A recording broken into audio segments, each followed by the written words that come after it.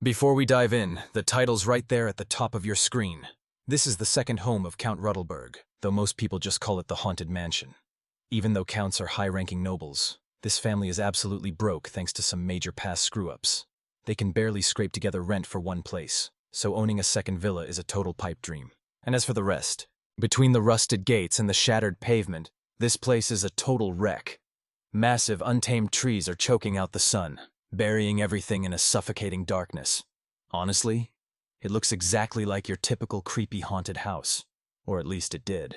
At least that was the case until 2 weeks ago when Lucia turned everything upside down. Luciana announces they're taking tea out on the terrace, and her maid is already starting to freak out. Her friend lets out a sharp gasp on the terrace, but we're already diving into the real chaos. But as they trail behind her, their jaws hit the floor.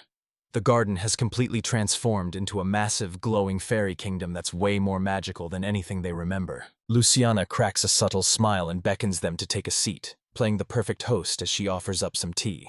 The second it hits their tongues, the room goes dead silent as they chug down that mellow sweetness, feeling it wrap around them like a silky blanket of pure magical flower. The flowers slide down their throats like pure silk, delivering a rich, mellow flavor without even a hint of bitterness.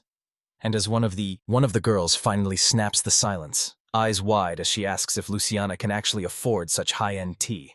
But Luciana just smirks and reveals it's their everyday brew, leaving the whole room gasping in disbelief. He turns to Ripple while another friend is left shaking, wondering how this literal nectar of the gods came from the same bitter leaves, leading Luciana to drop a smug little laugh as she explains that even the cheap stuff becomes a masterpiece with the right technique. And honestly, they're totally gay. Everyone's eyes lock onto the new maid, but their curiosity quickly fades back into mindless chatter.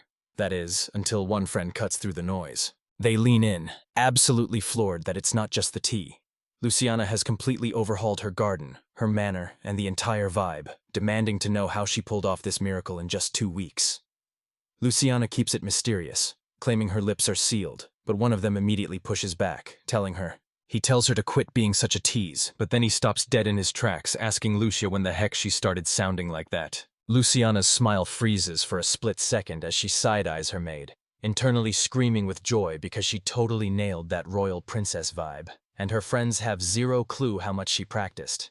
They just giggle, telling her it's great, but they actually miss her chill side, making Luciana burst out laughing as she finally admits she's been trying way too hard to be perfect. She's grinding to nail that Miss Fancy Pants persona for her big social debut at the spring ball. But the moment her friends leave, her maid Celeste steps in with a quick reality check, reminding her that, after being told to fix her messy hair before the feast, Luciana whips around to face them. She turns around, her face heating up, and suddenly tackles the maid in a massive hug while screaming her thanks. The maid stumbles back, totally flustered, and stammers that hugging the help is definitely against the rules. Luciana just yells that she knows, but she's honestly too hyped to care. And then, the tea party. The party was a total smash hit thanks to her, but when the maid tries to pull away, Luciana just smirks and drops the act, begging for a quick touch, leaving the maid staring her down and wondering where on earth she learned to talk like such a player. They're basically threatening to drag her back to etiquette boot camp, and Luciana is absolutely losing it, throwing her hands up and begging for any other punishment just to convince. To seal the deal, she quickly swears she'll play the part of a perfect lady whenever they're out in public. The maid shoots her a skeptical look, demanding to know if she's actually willing to put her word on it. Luciana nods her head like her life depends on it, giving in with a heavy sigh of defeat. Letting out a massive sigh, the maid finally caves and tells her, "Fine," but insists she gets right back to brushing that hair. As the brush glides through her hair, she catches her maid's gaze in the mirror and grills her on why she'd choose a dump like this when she clearly has better options. But while it seemed like a simple question, things were about to get way more complicated. Curiosity finally got at the best of her, and Ritsu went down a massive internet rabbit hole researching every type of maid from kitchen to parlor, leading her to land a brand new home just a few days later. A few days later, the second her dad walks through the door, she's right there to greet him in her very own mini-maid outfit, wearing the biggest grin you've ever seen. He's absolutely beaming at her, while her parents trade knowing looks, whispering about how she's finally found her spark after being stuck in a boring rut for so long. It was like the dull gray world she'd been living in was finally exploding back into vibrant color. And just like that, Ritsuko went down a total maid rabbit hole, locking her genius brain onto researching them while just casually juggling her other studies. Out of nowhere, she drops a bombshell on her parents, announcing she's jetting off to England to train as a professional maid. And fast forward a few years, she's already deep into her second. In this second life, just one look at a maid sent a massive jolt straight through her soul in a heartbeat. In a split second, it all comes crashing back. The plane wreck, the blurred memories, and the wild realization that she's been reborn into another world as Celeste McMartin. And then we've got Avalis, a town perched right on the edge of the border. She's landed in a town within the kingdom of Theolos, a place that doesn't exist in any of her history books, proving she's officially been isekai'd into a whole new world. Welcome to a world where magic is literally everywhere you look. But the real kicker: maids aren't just servants, they're the absolute superstars of this era. This is her big shot to finally put on that uniform and be a maid for real. There's just one catch. You aren't legally considered an adult until you hit the big 15. So until that birthday clock strikes, she's forced to run her secret trade operation from the shadows. But as we all know, life loves to throw a massive wrench into the gears. Fate was basically her worst enemy, and the final blow landed when her mother passed away, leaving her all alone to face the aftermath. Inside that letter, she poured her heart out, apologizing for her death and clinging to one final hope. She prayed her daughter could forgive her for leaving, wishing she'd had just a little more time to celebrate her coming of age and her dream of becoming a maid. She teased that her daughter shouldn't be shocked she knew the truth. A mother always knows, before dropping a massive secret. She was once a maid too, and that's exactly how she met her father. But here's the real kicker. Her dad was actually the heir to an entire county and is likely a powerful count by now. And with that final bombshell, the letter ends. Her mom laid out two massive choices. She could return to her father and become a countess, or follow her heart and live as a maid like she'd always dreamed. Her mother's letter promised she'd be proud no matter what, but if she chose to be a maid, she could finally do her one final request: be the greatest maid the world has ever seen. Celeste's eyes flooded with tears, the ink blurring as she sobbed that she'd do it. It was her lifelong dream, but just right as those words left her lips, she realized her candle had flickered out, and as she instinctively reached out a trembling finger toward it, everything changed in a heartbeat. In an instant, the wick roared to life, light blasted across the room, and she stopped dead in her tracks. She froze dead in her tracks, her eyes wide with shock as she stared at the magic, her mind screaming that this was absolutely impossible. This was impossible. There was just no way. Her whole life, everyone told her she was a total magicless dud. So how on earth was she pulling off the impossible right now? She collapsed to the floor, her heart hammering against her ribs. Then the terrifying truth finally hits home. If Celeste loses her grip on this insane power for even a second, she's going to end up hurting everyone around her. Celeste is completely clueless that she's packing more raw power in her pinky finger than every single mage in the kingdom combined. Basically, Celeste's bottomless mana and god-tier control are so overwhelming, they'd make most mages pass out on the spot, because when you're a genius this cracked, you're gonna stand out no matter where you go. Celeste attempts to fuse fire and wind magic simultaneously, and it actually works. She's absolutely floored that such a high-level feat is this effortless for her. Even staring right at the evidence, she still can't wrap her head around the insane amount of magic she's packing. This raw power that's... Celeste just scored a power so broken that she could rule the entire world with an iron fist if she felt like it. They say god-tier strength like this rots the human heart, twisting you into a monster from the inside out. When you have the power to do absolutely anything, that's when things get truly terrifying. It's like the devil himself is constantly whispering in her ear, tempting her to cross the line. If she really wanted to, this girl could wipe the entire empire off the map in a heartbeat. But that seductive urge to just burn it all down is a dark poison that's almost impossible to resist. This power wasn't about destruction. It was something way more elegant and pure. With this kind of juice, she realized she could actually become the ultimate maid, so she finally made her move, weaponizing that lethal power into her own brand of maid magic and kicking off the legend of the ultimate maid. Now more determined than ever to become a maid, she ditches her old look for a total transformation and bolts out of town to start her journey. This guy is Count Barth, the legendary deadbeat dad her mom specifically warned her about in that letter. If fate plays a cruel joke and he hires her as a maid, he'd shut her whole career down the instant he realizes she's his daughter. It's been years, so he's probably not even looking for her mom anymore. But hey, better safe than sorry. This level of pure madness. Pulling off magic like this should be impossible. But she's doing it on pure instinct, warping the light around her hair so it doesn't get a single scratch. Meanwhile, Meanwhile, two knights just rolled up to the mayor's mansion. Standing tall with total boss energy, the man introduces himself as Sable, before pointing to his companion and revealing that this is Lek, the mayor himself. Looking totally on edge, he nervously asks what two of Count Legend Barth's knights are doing in a tiny middle-of-nowhere town like this. Sable tells him to keep his mouth shut before flashing a photo of Silas's mother, revealing that the big boss has ordered a full-blown manhunt for her. The mayor's eyes go wide as it finally clicks, and he whispers her name, Selena. Sable instantly leans in, asking if he's for real, and the mayor nods, confirming that there's absolutely no mistake. That's her.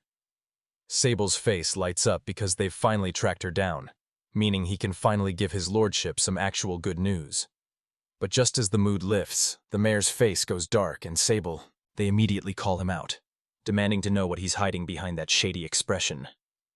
The mayor freezes, drops his head in shame, and finally chokes out the truth. Selena is dead. He explains that a brutal plague tore through the entire town about 6 months ago. All he can do now is mutter a pathetic apology under his breath. He offers a quick apology before getting gutsy, straight up asking the Count why he's hunting her down yet again. Lex steps forward, dead serious, and warns that this secret cannot leave the room. Years ago, Selena and the Lord were madly in love, but the old Count banned their marriage because she was a commoner. However, the Lord never moved on, and the second his father died 5 years ago, he started scouring every corner of the earth to find her, leaving the mayor to just mumble in shock. Just as some guy starts muttering about Celeste's true identity, the knights snap to attention and demand answers. The second he reveals she's Selena's daughter, the interrogation explodes. Did Celeste? The mayor starts tripping over his own tongue, frantically asking if Selena's married, who her parents are, how old she is, and what she even looks like. He stammers through his answers. A 15-year-old with his mother's blue eyes and that impossibly rare silver hair, causing the two knights to trade a sharp look as the realization finally clicks, and then, a little while later. Meanwhile, over in Trendivalles, hours of hunting have turned up 0 leads, leaving them to desperately scrap together whatever clues they can find. Look, silver hair like that should be a total beacon, so if nobody's... She's vanished into thin air, already miles ahead of anyone. Sable remembers the mayor's parting words. She fled to outrun her grief, chartering a stagecoach headed straight west. That was 2 whole days ago, so by now she's likely deep in the heart of Trendivalles, lost in the... Right there in the crowd, Sable whispers that it's definitely her before instantly vaulting onto his mount. He orders Lectiel to haul tail back and report everything to the Count while he personally charges west to hunt her down. He never dreamed things would spiral this far out of control. And while he needs to alert the Count immediately, the soul-crushing weight of the news makes every step feel like a mile as he mourns the fate of poor Lady Selena. As he weaves through the chaotic city streets, he spots a girl looking totally stranded and rushes over to see if she's okay. Their eyes lock, and for a split second he freezes. But that jet-black hair is a total curveball, and he completely fails to recognize her. Celeste softly admits she's trying to reach the capital but is totally lost, so he just points her in the right direction. He points her in the right direction, and she beams at him with a dazzling smile before bolting off, leaving him standing there completely frozen. He stands there frozen, watching her depart and wondering if she's really flying solo, until he spots the government seal on that carriage and it all starts coming back to him. He forces himself to believe she'll be safe, shakes off the doubt, and locks in. He's got to alert the Count and haul tail back to the capital right now. Later on, she hops into a carriage with a dapper stranger who drops a major bombshell. The Crown Prince was the actual mastermind behind this public transit system, and they've already kicked the project into high gear. He's been grinding on this for 7 long years, but he actually pitched the idea a year before the work even started, leaving her tilting her. Her head snaps back in disbelief as she realizes the Crown Prince is her age, meaning he was a literal 6-year-old kid back then, and she laughs, amazed that such monsters actually exist, while the man just chuckles along. He lets out a chuckle, admitting she's got a ton of fascinating stories, and tells her he's honestly had a blast being seated next to her, but then he leans in to ask. He asks for her name, and she frantically blurts out Melody before she can even catch her breath. Melody Wave is playing it safe, knowing one wrong move could ruin everything. She's already tricked the villagers with a fake destination and swapped her entire look. So if she slips up and reveals her real name now, her cover is totally blown. The man just leans back, oblivious, remarking on how incredibly smooth the journey is as the road. These roads are a total wreck, but the carriage is gliding like it's on clouds, and that's when he realizes something is definitely up. Stunned by how the coachman is even pulling this off, Celeste steals a look out the window and mutters that it's finally time to refresh her magic. Leaning in to whisper, she mutters a secret spell to keep the carriage from rattling. But when the guy catches her and asks what she said, she panics and blabs that she's just relieved the ride is smooth since she gets hit with major motion sickness. They pull it off without breaking a sweat, and the moment they roll into the capital, the coachman is hailed as a total legend for his god-tier driving skills. He wheels around to Melody, calling her out on the fact that she's been dying to land a job as a maid. He points her towards the Commerce Guild, the go-to spot for newcomers to snag a job without needing any fancy connections, and she flashes him a grateful grin before heading out.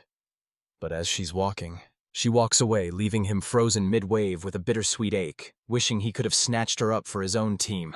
But he knows his old man would never allow it, if only... Suddenly, a voice shouts, "Master Maxwell!" from behind, and Max tries to hurry off since the Crown Prince is waiting for his report on the western roads, but a man steps in and blocks his path. He cuts him off with a "not so fast," because before they leave, he's finally revealing who he's chosen to take to the spring ball. Max lets out a long, exhausted sigh and makes it crystal clear. He's not playing bodyguard for anyone. The guy keeps pestering him, but Max shuts him down with a voice like ice, declaring he won't say a word until the man finds someone he actually cares about. Meanwhile, Celeste pulls up to the guild hall. She scours the massive job board, but every single flyer she finds is just for some quick, short-term gig. See, the Commerce Guild is a total powerhouse run straight by the government. Originally, they only hooked up official members with intel and financial aid if they paid their annual fees. But about 6 years back, they flipped the script and opened their doors to non-members too. This job placement system is really just the tip of the iceberg for all the services they provide. She spots a job opening for a laundry and housemaid, and while she's totally down for that, her dream is to be the greatest maid in history, which means mastering cooking, beauty prep, and high-class hosting. She's even planning to build a custom gazebo for the ultimate garden tea party, and she's out here inventing her own makeup lines and crafting high-end furniture. But let's be real. Whatever this maid-obsessed freak thinks a maid's job is, it definitely isn't pretty. Suddenly, a woman walks up with a fresh batch of job postings, and Celeste's ears perk up. This could be the upgrade she's been waiting for. She starts tearing through the list. Chef, gardener, same old stuff, until she suddenly freezes, her eyes locked onto a notice for she's gunning for a maid position right in the heart of a prestigious noble household. She stops dead in her tracks. A maid position. Usually you'd need a stack of references for a gig like this, but it's the exact miracle she's been hunting for. And just like the name suggests, true to her name, this maid is a total powerhouse who handles everything, from cooking and laundry to keeping the guests entertained and making sure the whole place runs like clockwork. These maids are the go-to choice for low-tier nobles and commoners, who just can't afford to hire a full staff.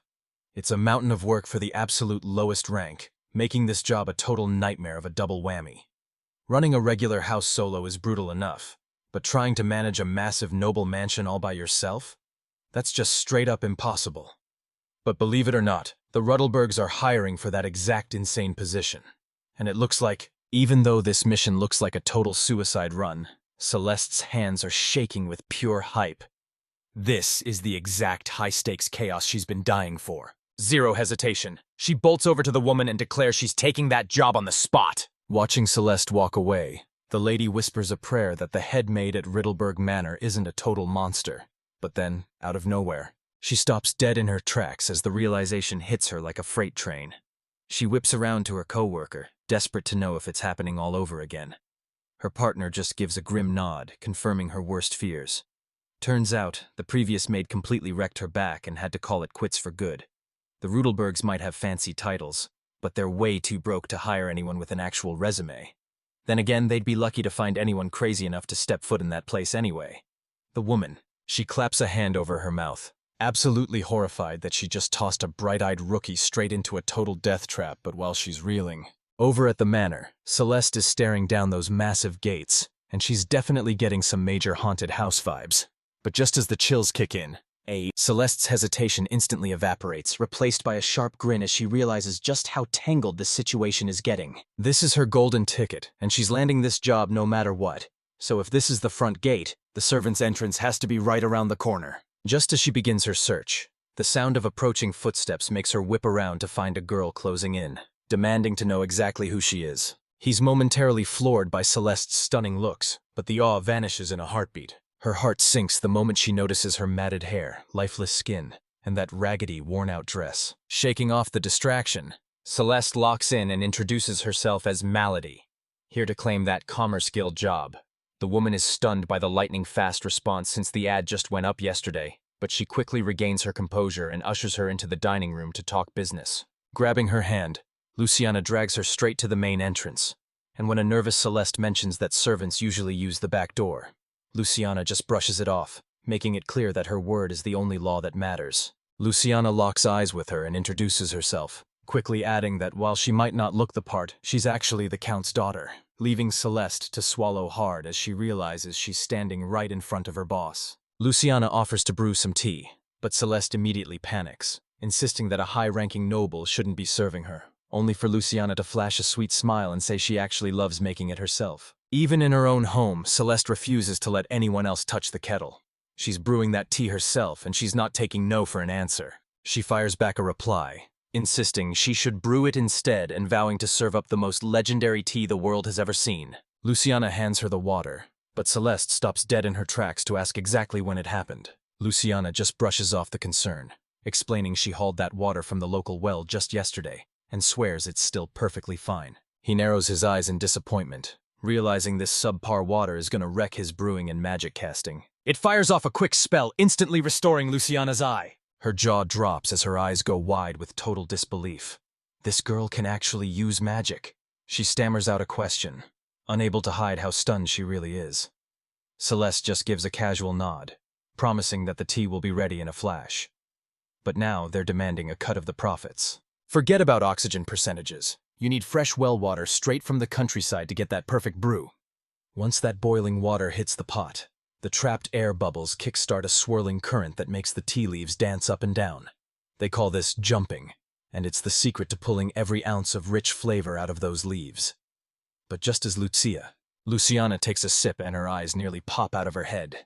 She gasps at how delicious it is, demanding to know if this is even the same tea, because while she's always secretly loathed this budget brand, the flavor and scent are suddenly out of this world. Luciana brushes it off as a secret brewing trick and offers Celeste the gig, who jumps at the chance. But just as Luciana grins and goes to make it official, she's suddenly interrupted. But then, Celeste stops her to discuss her duties, and Luciana completely freezes as Celeste leans in with a low, ominous whisper. Luciana's voice wavers as she asks if she's really that out of the loop, leaving Celeste blinking in total confusion.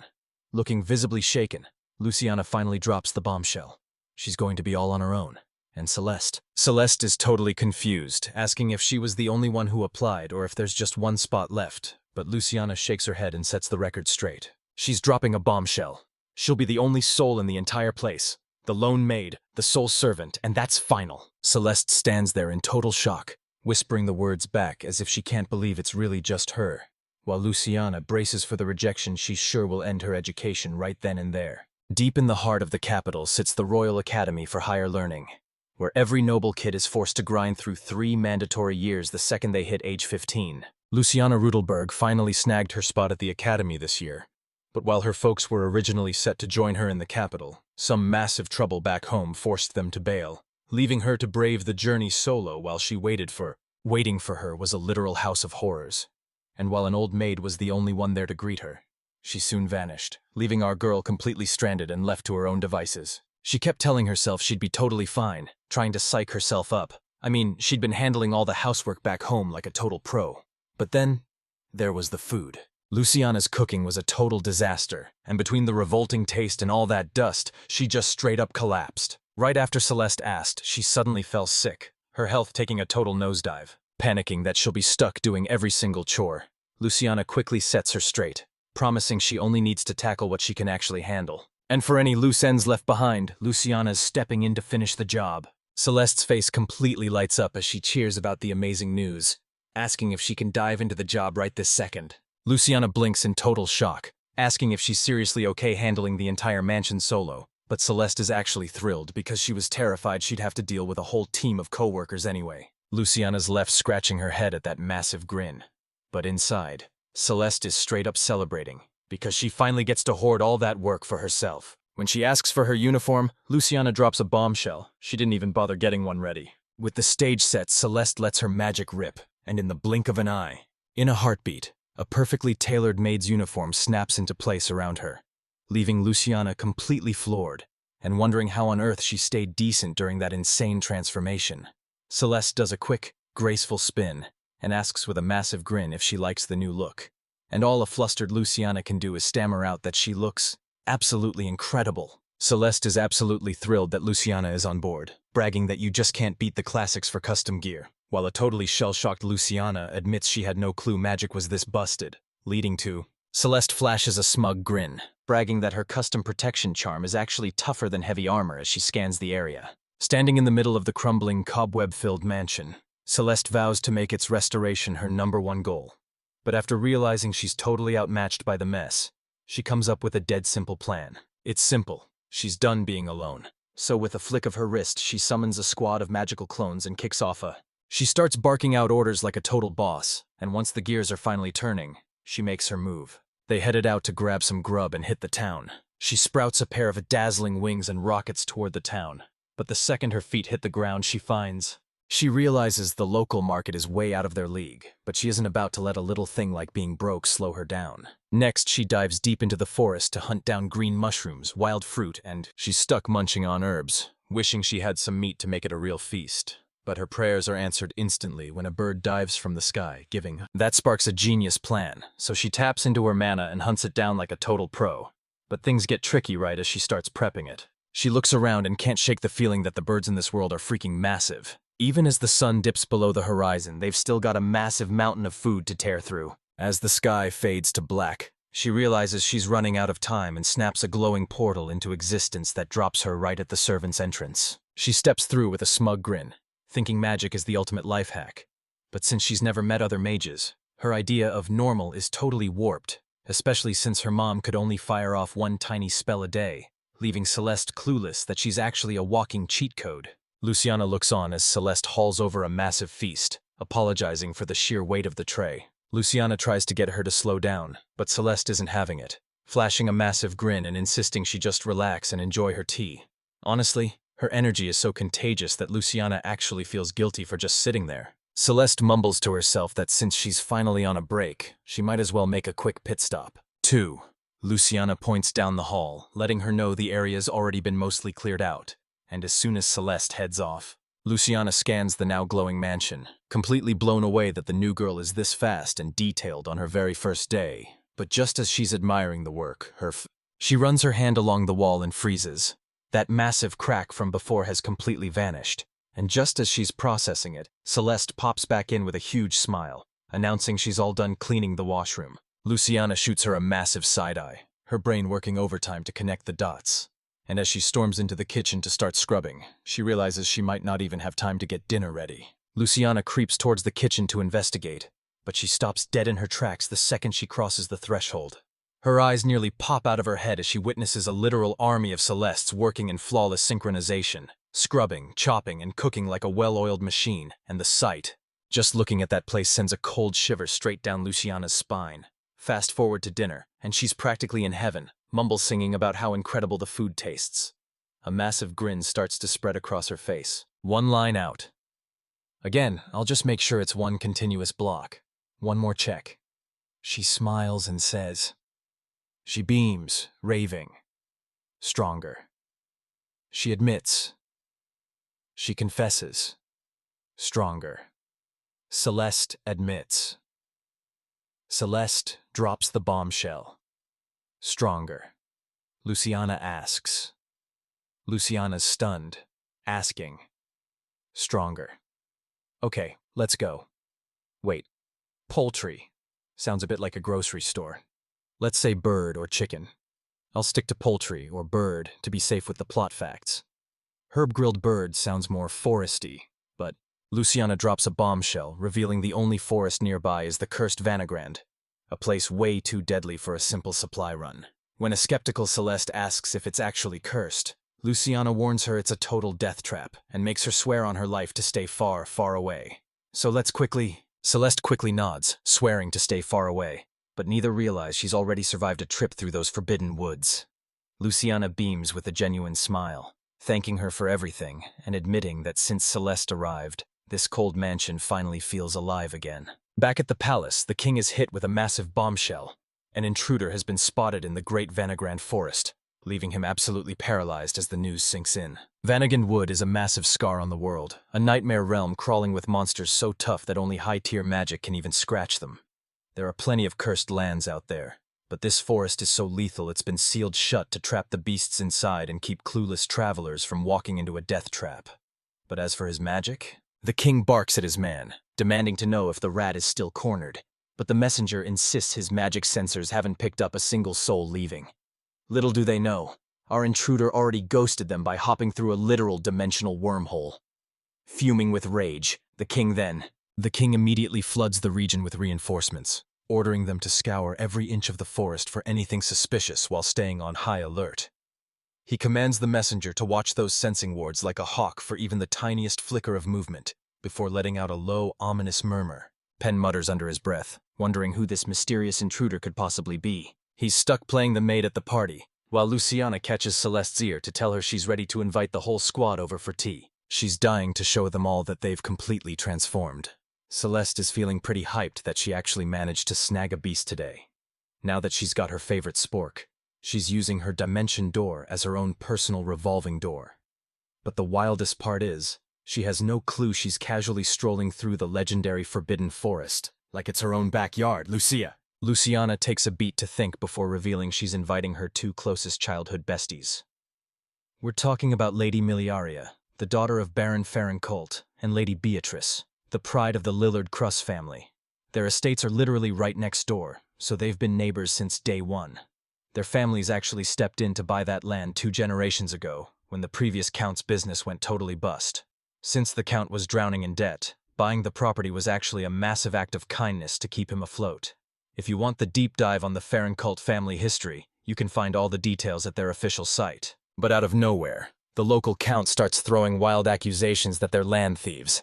Luckily, they've still got the official title. Her grandfather stepped up as the new count and immediately smoothed things over with the barons, narrowly dodging a total nightmare where they'd be trapped between 2 enemies right at their doorstep. Their 3 families have been thick as thieves for generations, but she was always the wild card. She completely trashed her reputation at the last party, and now she's scrambling to fix the mess while Luciana glares at her with eyes full of pure bloody rage. Blood starts pouring from his eyes, and seeing that, she finally cracks and agrees, and just like that, we skip ahead. Later on, Luciana catches her reflection and realizes she's undergone a total transformation. Celeste worked her magic, literally, styling her hair and enchanting a dress that's a total showstopper. With this massive glow-up, all those insecurities vanish, and she finally feels ready to face them head-on. In fact, she's not just ready. She's actually itching to get those invitations out. Celeste locks in the tea party for next week, and Luciana is so hyped she literally tackles her with a massive thank you hug. Celestia snaps that hugging the help is a total no-go. But Luciana just teases her to stop acting so icy since she secretly loves the affection, leaving Celestia wondering where she picked up such a sassy mouth. That sends her grin stretching even wider as she chirps out an apology. But then Celeste starts muttering something under her breath. She's got a massive challenge ahead if she wants to get her ready before the big party, while a totally confused Luciana just asks, "Wait, train me for what?" Celeste's face twists into a wicked smirk as she vows to school her on exactly how a proper lady is supposed to talk. That's the exact moment Luciana realized she'd accidentally unleashed a total nightmare named Mizunami Ritsuka. Tsuku was a once-in-a-century prodigy, and if she hadn't been taken so soon, her raw talent and sheer grind would have definitely cemented her name as an absolute legend in the history books. How? It's all down to her sheer, unstoppable willpower. Basically, once Ritsuko locks onto a goal, she's going to make it happen. No excuses. She turned mids into her personal obsession, grinding day and night to master every single detail. And since that's just her baseline, her training sessions are nothing short of a brutal Spartan nightmare. But hey, look at the silver lining. After all that drama, Luciana's hidden powers finally exploded into life. The tea party is literally 24 hours away, but disaster strikes when a clumsy maid ruins Celeste's dress with a massive spill. Celeste tries to play it cool, but the maid is already losing her mind and demands to take her. She rushes her back to the massive mansion where she works, vowing to get a steaming hot bath ready for her right away. They need to scrub that uniform immediately before the stain sets for good, and Celeste follows right behind, her mind racing with every step. He takes one look at the modest mansion and figures the maid must be serving some low-ranking baron or a knight. Cut to the guest room where she's standing there in nothing but a towel, wondering why on earth she had to strip down for something so completely trivial. Finally throwing logic out the window, she melts into the steaming water, muttering about how this world's bizarre hygiene habits never stop tripping her out. Even though the fixtures are all fancy Western ceramics, the actual ritual is straight up Eastern. Everyone scrubs down on a stool before they even think about soaking, exactly like the traditional style back in Japan. It's this weird cultural mashup of Bob's surroundings give off a major 19th century England vibe. But don't be fooled. It's actually a medieval fantasy world packed with wild magic. Here's the kicker. Every single bathroom looks exactly like a high-tech toilet from modern Japan. This entire world was actually Kobhar. This place was forged from the absolute peak of human history, but looking back, it finally starts to click for her. She realizes it's been a hot minute since her last soak, but hey, it's not like she actually needed a scrub. She figures that dropping the act for just a split second wouldn't hurt, but then she launches into this massive, never-ending internal rant. Her golden locks cascade down as her true eye color finally flashes back. Staring into the mirror, she whispers a soft, "Hello," to the mother she's missed so much. Seeing those matching eyes reflected back, she tells her mom she finally pulled it off. Now, all that's left is to grind until she's the undisputed best in the world. But she's left questioning what it'll actually take to reach that level. I mean, what does best in the world even look like? It was her mother's dying wish, but she's desperate to know the real emotions behind those final words. She's willing to do whatever it takes to be the absolute best, but she'll never reach the peak unless she masters every single chore a maid could possibly imagine. And right now, this gig at the Riddleberg mansion is her golden ticket. Because after all, even with those past life cheat codes, she's still a total greenhorn on her very first maid gig. But she's ready to grind until she fulfills that promise to her mom to become the greatest maid to ever do it. That steaming hot bath worked like absolute magic on her mood, finally thawing her out just in time for the... Feeling fresh and clean after that bath, she realizes it's finally time to track down Paula and get her uniform back. She swings the door open and steps out, only to freeze dead in her tracks when she sees a guy standing right there, just as naked as she is, and for a split second, neither of them moves a muscle, frozen in total shock until Celeste gasps in pure shock and reflexively fires off a spell that makes the guy vanish on the spot, leaving her screaming in a total panic. She fumbles her bottle and clutches her towel for dear life, fuming. Seriously, what is wrong with that guy? What kind of total creep just storms into a bathroom without even knocking? It's like he's acting like he's the king of the castle. But just as Paula storms in panicking over the noise, she has absolutely no clue that he actually does own the building. Meanwhile, the Count drops a total bombshell by ordering Lectus to attend the spring ball, and the poor guy practically short-circuits, desperately arguing that a low-ranking knight like him would just be a face in the crowd anyway. The Count scoffs and tells him to quit being an idiot, because every time he skips out, the Count gets buried under a mountain of complaints from thirsty noblewomen demanding to know where he is.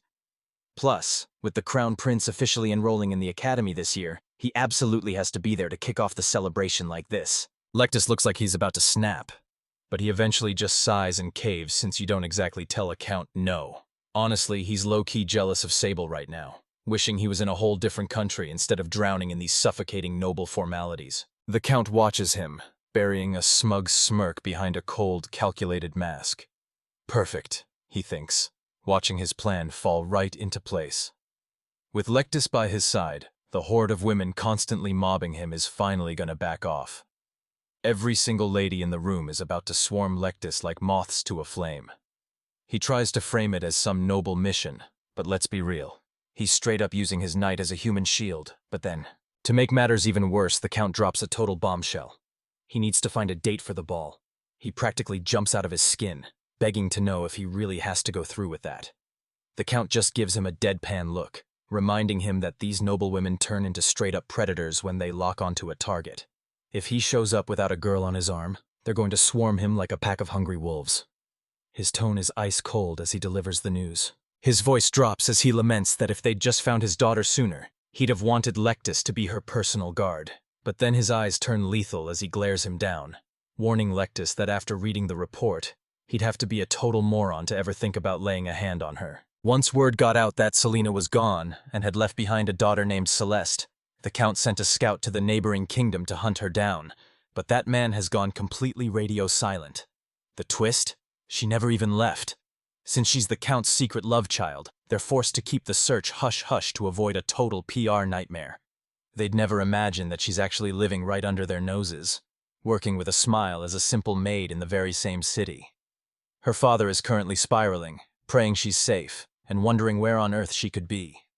Meanwhile, back in the real world, Lectus is slumped on his sofa in a total trance, with those piercing blue eyes and that silver hair burned into his mind as his heart hammers against his chest, because he finally tracks her down, but when she steps back into view, her hair is jet black and she looks like a total stranger, leaving him questioning if he's actually losing his mind. He tries to convince himself it was all just a twisted dream, but the second he whispers that he knows exactly who she is, she recoils in pure shock. A violent chill runs down her spine as she starts to tremble with fear. She braces for the absolute worst, but instead, he just casually asks if she's that girl who is trying to reach the capital, and his sudden recognition leaves her completely floored. She recognizes him in a heartbeat, but before she can even open her mouth, Paula storms in and starts grilling her on why he's crashing out here. Carla lets out a frustrated sigh, asking him if his memory has seriously failed him again. She reminds him that she specifically told him she was bringing a friend over to meet him. He had already settled into the parlor, just waiting for the two of them to arrive. But by the time they finally made their entrance, by the time they met up, he was out like a light. He wakes up looking totally clueless, just assuming he's more drained than usual. But man, he has no idea he's being fed a massive lie. See, that electric blast Solicitor used was actually a memory wiper, an experimental spell that fries specific memories right out of your brain. Since it's still in development, nobody even knows if the effects are permanent or how long they'll last. Luckily, Paula was right there to play it cool and cover their tracks the second Lectus opened his eyes. Then, Paula steps up to make the introductions. She hums Celeste's melody, reminding him they literally just met before dropping a graceful bow that leaves him totally entranced as he watches her there. She's honestly stunning, and even her simplest greeting is dripping with effortless grace. But Lectus is stuck thinking about the Count's orders. He didn't care who the partner was, as long as Lectus found someone's. Count Riddleberg needs a partner who actually knows how to play the social game, and as he watches her in silence, those words are screaming in his head. Is he really about to ask her? This northern territory was once a massive powerhouse, but after the previous Count's financial disaster forced a total fire sale, the Rudelbergs became legendary for being the brokest nobles in the kingdom. It took decades of grinding to finally kill off that mountain of debt. But let's be real, they're still dirt poor.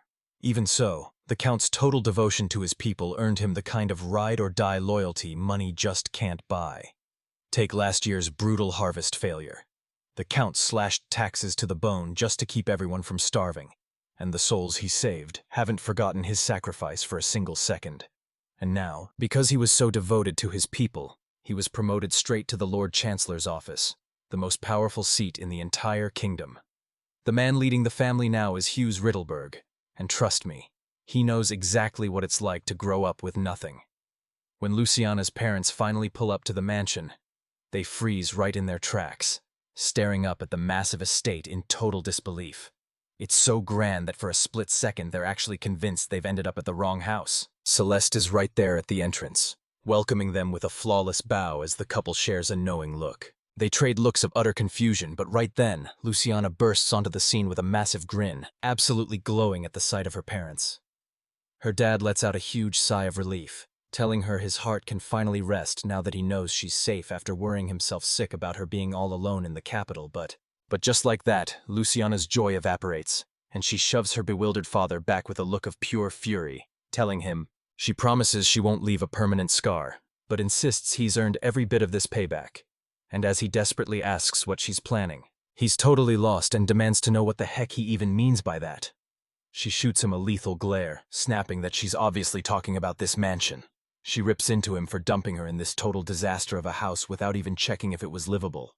And then there's her father. Luciana's dad is absolutely floored by how gorgeous the place is, and her mom is just as stunned, barely able to wrap her head around the fact that this massive mansion is actually theirs. Tiana shouts that it's all thanks to Melody, because without her, they'd still be rotting in that haunted, spider-infested dump. Celeste flashes a radiant smile and tells them it's a pleasure to meet, but the pair just stares her down, watching her every move with total caution. They trade confused glances before turning to their daughter and realizing she looks like straight-up royalty, but she just snaps that they're finally noticing.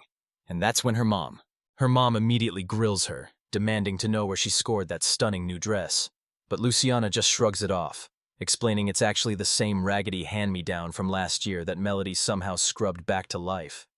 She even suggests her mom should let Melody work that same magic on her own wardrobe, leaving the woman absolutely floored. Her mom's jaw hits the floor as she demands to know how the heck she cleaned that up.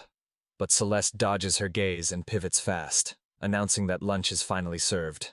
Luciana motions for her parents to follow, promising to spill the beans over lunch. But first, she pierces her dad with a lethal glare, telling him he'd better think long and hard about his mistakes, while her Dad notices the staff change and asks if they've hired extra help. But Luciana explains the old maid's back finally gave out, leaving Melody to take over the job. Melody stepped up to take her spot, and that's when he turned to her and asked. When someone asks who whipped up the feast, Luciano just smirks and says, "Melody, obviously." Who else? Her parents are completely blindsided, with her dad swearing up and down that Melody never left their side. Luciana just mutters that it's been ages since she's pulled a stunt like this, but she had Melody do it today just to avoid a massive headache of an explanation. Her dad is totally lost, asking, "Wait, do what exactly?" He's left wondering what's up, but he gets his answer the second he spots what's sitting right there on the table. Her dad's voice is literally trembling as he asks if they're triplets, but Luciana just tells him to wait a second. He'll give up on trying to wrap his head around this madness one by one. Suddenly, the haunting chime of wine glasses and a frantic melody erupt one after another, striking for the second time. For the second time this month, the Rudelberg mansion is absolutely rocked by screams of pure terror. A few days later, Celeste is double-checking that Luciana's ready, and Luciana's so prepared she actually dumped her whole bag out just to repack it. Her mom wishes she could bring Celeste along, but promises she'll get to hear the full story of Luciana's legendary bravery later. Luciana waves them off, insisting the ceremony is just a minor hiccup, and she'll be back on her feet in a heartbeat. In record time, Celeste became a core member of the Rudelberg family as she made her way back to the manor. Back at the mansion after seeing them off, Celeste breathes a sigh of relief, finally feeling accepted and settling into the flow of her new life. She knows she's got to finish cleaning before they get back.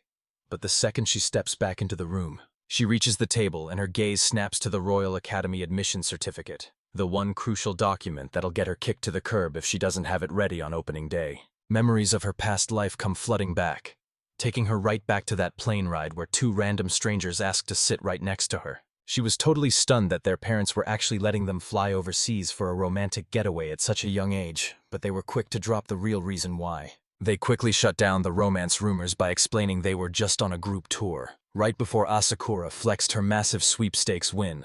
A rare first edition gamepad bundled with 2 tickets for a dream trip to the UK. Kurita stepped up as the official chaperone because their parents strictly forbid 2 young girls from traveling alone, even though his sister was dying to go. This massive hit game, The Silver Saint and the Five Olds, is a total obsession for every teenage girl looking for the ultimate digital romance. Tragedy strikes when our heroine loses her mother, but her world flips upside down when her long-lost father suddenly drags her from her humble life and crowns her as a high-ranking noble. Now, she's been shipped off to the prestigious Royal Academy in the capital, where she's about to get caught up in all kinds of wild drama and heart-pounding encounters. Everything kicks off on the day of the big entrance ceremony. Christopher, the ultimate heartthrob, slams into our heroine and triggers the chain reaction that sets the whole plot in motion. And just as Christopher accidentally slams right into her, quickly checking if she's okay, while a flustered Celeste mumbles that she was in such a rush she didn't even see him. But Christopher isn't just listening, he's scanning her every move. He stares her down for a tense moment before clearing his throat and apologizing, admitting he totally mistook her for someone else. He's curious why a maid is even wandering around here, so Celeste explains she's just delivering something her lady forgot. He points her toward the waiting room, but right before just as she's about to head out, she stops to ask if he's a freshman too, warning Christopher Smiley that he's going to be late if he doesn't start moving. He flashes her a polite grin, promising he'll be right behind her as she heads out. The second she heads out, Max spots him and snaps, demanding to know what the heck he's even doing there. Christopher just shoots him a cold, razor-sharp look of pure annoyance. Max roars. Max is freaking out, telling him he's got to get to the ceremony since he's the student speaker. But Christopher won't budge, dead set on waiting in that exact spot for her. Max snaps back, pointing out that his future bride is literally standing right there. But Christopher just shuts him down, saying she's not the one. And even if he agreed, the king would never allow it. He's low-key roasting the saint under his breath. But instead of the silver-haired heroine he expected, he runs smack into a stunning dark-haired maid who definitely wasn't on his radar. Right then, Anna steps in to ask if something's wrong, flashing a sweet smile toward her fiancé. She grills her fiancé Christopher, making it crystal clear that skipping this ceremony is not an option, while internally, she's losing it. How the heck did he manage to miss the main heroine in the middle of all this? He's desperately trying to save face, swearing he was right at the rendezvous point while she completely ghosted him. Now living as Christopher and Anna Marie, Asakura and his partner realized exactly which world they'd been dropped into.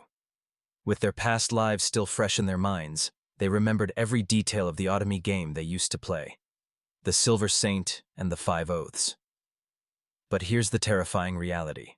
If the original plot stays on track, an ancient, sealed-away demon king is destined to be resurrected. And if the story's heroine, the Silver Saint, isn't there to stop him, this entire world is going straight to hell. Christopher's absolutely losing it, scrambling to explain that he was just waiting for the heroine to show up. But if they don't find a solution fast, everyone is toast. Max is convinced he'd be the ultimate king if he could just stop catching these massive L's, while Mary is losing her mind wondering how this clown is supposed to be the main love interest. This Ottomy game world is a total mess. The main story never even triggered, or if it did, there's zero sign of a heroine to lead the way while Luciana lets out a desperate cry, realizing that if she doesn't find a date for tonight's ball, she's officially barred from the party. Skipping out was a total no-go.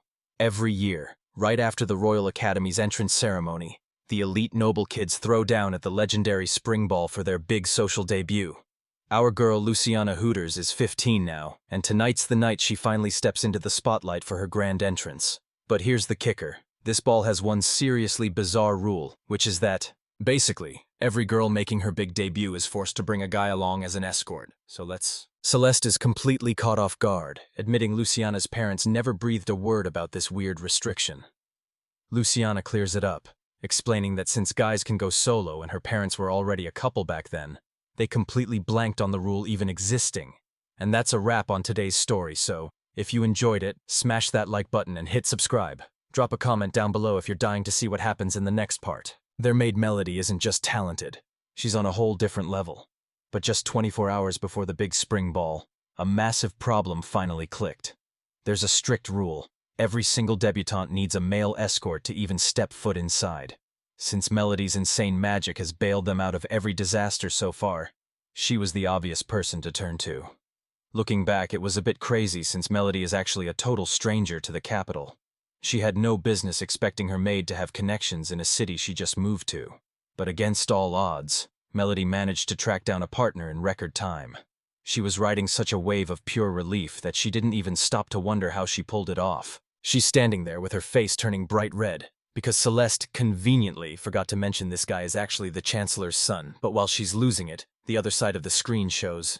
Meanwhile, across the courtyard, Kurita is having a total meltdown, clutching his hair and pacing in frantic circles like the entire world is about to come crashing down. Wait a second, where the heck is the leading lady in this story? He lets out a soul-crushing wail, acting like the universe personally betrayed him just to turn his breakfast into a charred, blackened disaster. But Asakura shuts him down the only way she knows how, dropping him straight to the floor with a few brutal strikes. She casually rolls her wrists while he's whining about almost getting skewered, leaning in to tell him she really should have done it. Maybe then someone with an actual spine would reincarnate as the crown prince. She barks at him to get a grip because this guy, Christopher, or Kurita, I should say, is a major romance lead from the very first day they met. The second Anna and Prince Christopher locked eyes, the floodgates burst open, and every memory of their past life and their secret roles came crashing back. Anna gnaws on her finger as the realization finally hits her.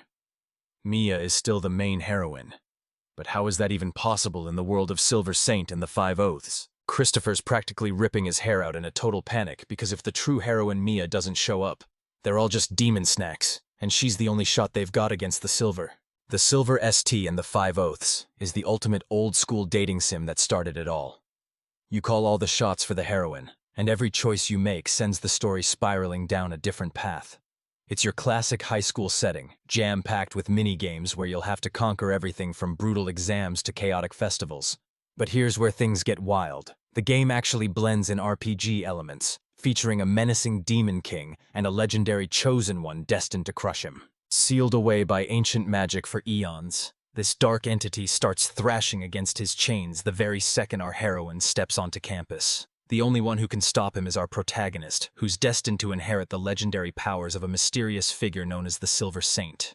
History has completely erased both the Dark One and the Saint, so our girl has absolutely no clue about the god-tier power she's about to inherit.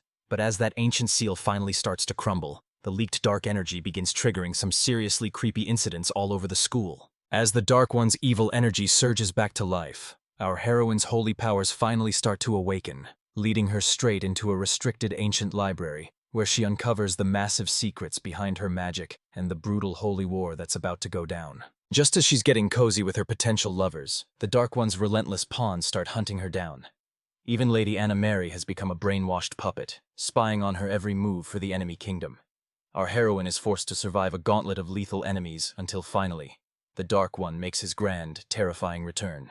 But just as hope is fading fast, she bursts onto the scene to save the day. Fueled by a sacred oath and a love she's protected forever, she finally awakens the ancient saint's legendary power to crush evil.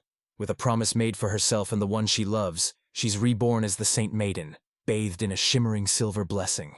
With the Dark Lord finally obliterated and the world pulled back from the brink, our girl gets her fairy tale ending, breezing through graduation before tying the knot with her one true love. Anna warns him that if the game's script holds true, he'll eventually claw his way back to the top, and if they haven't locked down the Saint's power by then, they're dead meat.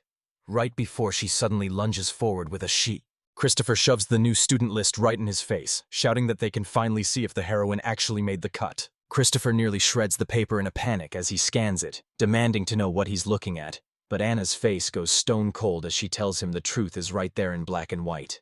But here's the twist.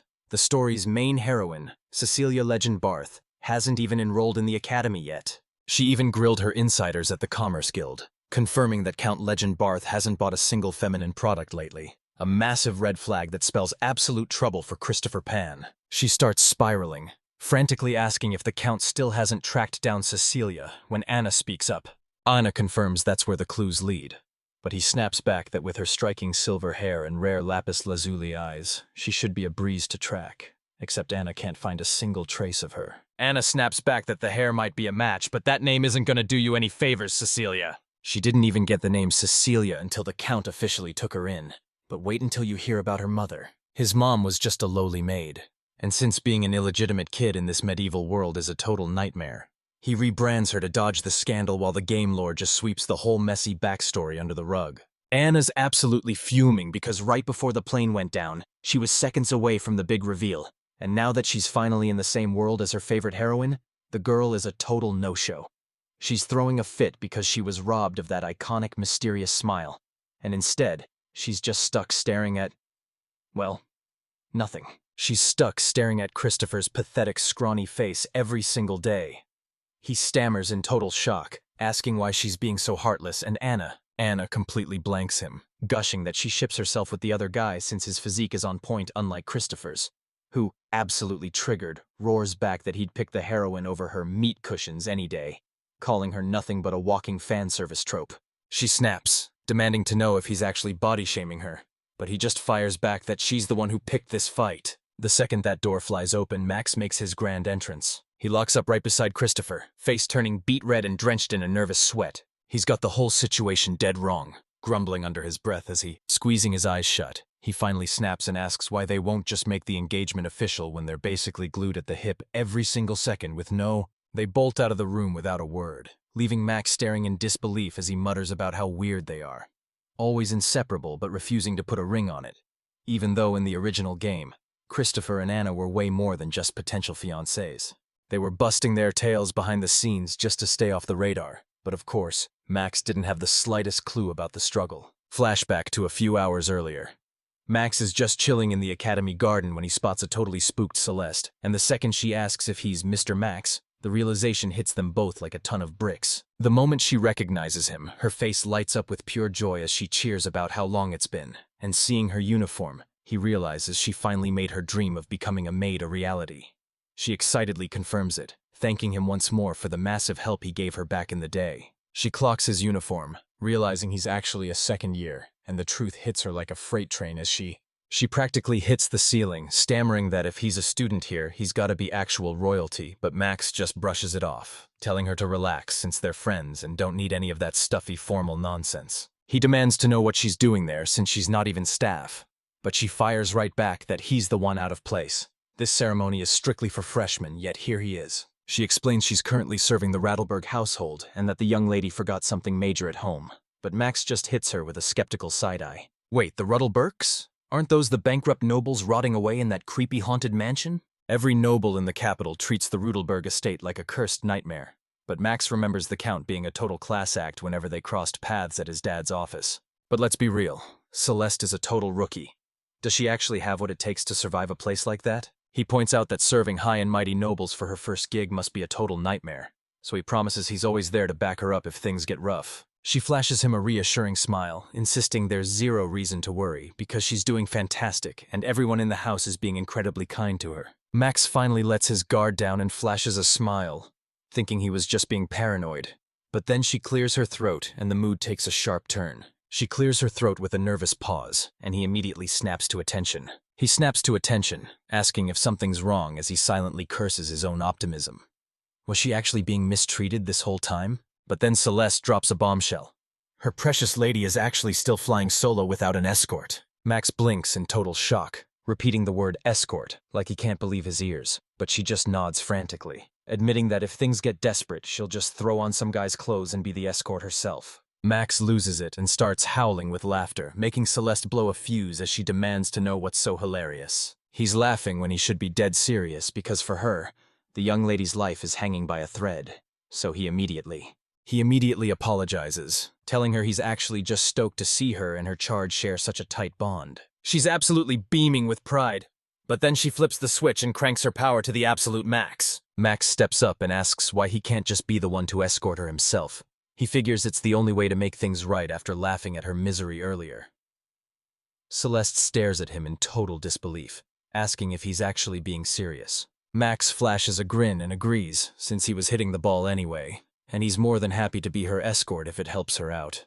Celeste gives him a massive thank you and bolts out of there, desperate to tell the young lady the good news immediately. Max gazes after her, totally hooked by how her every expression radiates this pure, warm energy, like she's a literal ray of sunshine until eventually, Max hit his limit with all the girls chasing him just for his god-tier looks or his dad's massive influence, especially since he's been a legendary heartthrob since he was a literal toddler, and he started dodging girls like it was his job, but don't get it twisted. He didn't actually hate them, he just kept his distance. Not only was she totally immune to his insane good looks, but even after finding out he was high-ranking nobility, she didn't have a single hidden agenda. He's struck by this bizarre sense of total security whenever she's around, and while he wonders if he's actually falling in love, he quickly realizes it's not that kind of spark. As she tries to thank him again, he flashes a massive grin and says, "Hey, that's what friends are for." He starts picturing what Count Rudelberg's daughter is actually like, but cutting back to the here and now, he pays his respects to the Count's family and his daughter, but one look at them tells you they're hiding something seriously sketchy. He's left completely speechless, his mind racing about being dead broke while staring at these guys who look like straight-up royalty.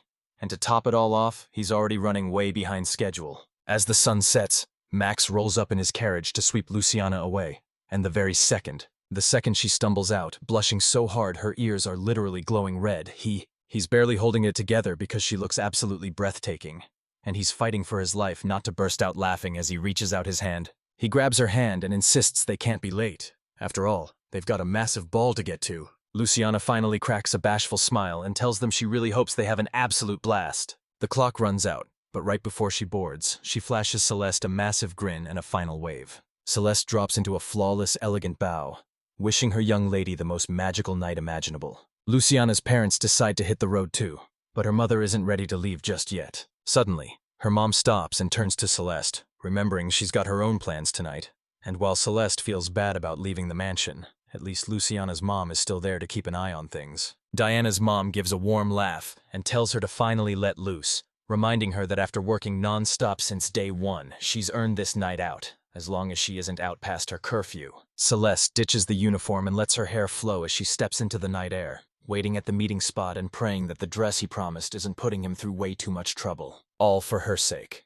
Lech shows up just a heartbeat later and asks if she's been waiting long, so Celeste flashes a sweet smile and brushes it off, claiming she literally just got there, leaving Paula totally stunned. Anna's already on the scene with her arms crossed, barking at Celeste to pick up the pace because they've got serious work to get to. Celeste's heart sinks as she gasps, "No way," completely floored that she'd been this blind the entire time. She stares at the mirror in total disbelief, realizing a high-class beauty was hiding in plain sight all along, while Paula brags that her family's makeup skills are practically in her blood. Celeste touches her face in total shock, asking if they really need to go this hard, especially since she's only tagging along because Sir Lech couldn't show up without a partner, just like he promised. He'd just swing by to give his boss a quick nod before bolting straight home, while Paula grumbles about that trashy employer and pushes her to finally go after him. He's frantically telling her to pick up the pace because they're already behind, but right then, Celeste suddenly intercepts them. He's totally out of moves, his face flushing a deep crimson as he clenches his fists in pure desperation.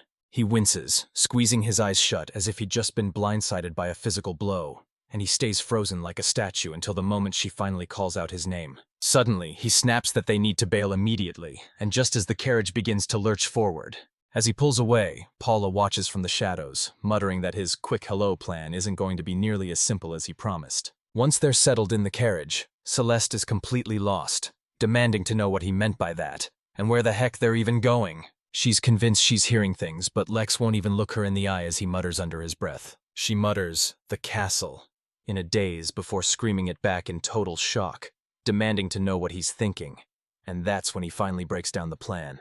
He casually mentions the royal castle's spring ball like it's no big deal, but she's absolutely frozen in terror. Seriously, how can he be so chill about this? He's dragging her straight to the same spring ball where her own lady is making her grand debut, and while Lech swears his boss forced him to go, Celeste is paralyzed with horror as she realizes she's been completely played. He tosses out a quick apology, but let's be real.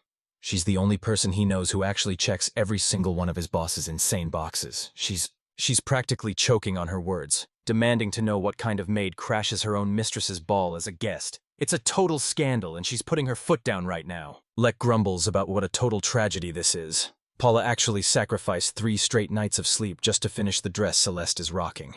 And Celeste? She's definitely starting to feel. Best is vibrating with rage and ready to scream, but Lech just keeps twisting the knife, mockingly reminding her that after 3 grueling days and nights, absolutely nobody is going to see their work. What a total waste. Celeste goes dead quiet. She's dying to find a flaw, but the sheer love and insane craftsmanship Paula poured into that dress is just undeniable. She knows he's got a point, so she finally caves and agrees to head back to the ball.